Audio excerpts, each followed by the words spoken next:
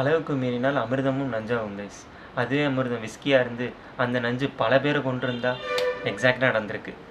June 1875 அயர்லாண்டில் தூபின்னு ஒரு ஊர் இருந்திருக்கு.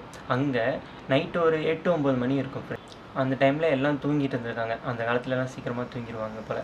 ஸோ தூங்கிட்டு இருந்திருக்காங்க. திடீர்னு ஒரு வெடிக்கிற சவுண்டு. என்னடா எல்லாம் வெளில வந்து பார்த்தா எரிஞ்சுக்கிட்டே ஒரு நெருப்பு குழம்பு மாதிரி ஸ்ட்ரீட் ஃபுல்லாக ஒரு 1/2 கிலோமீட்டர் அளவுக்கு ஓடிட்டு இருந்திருக்கு.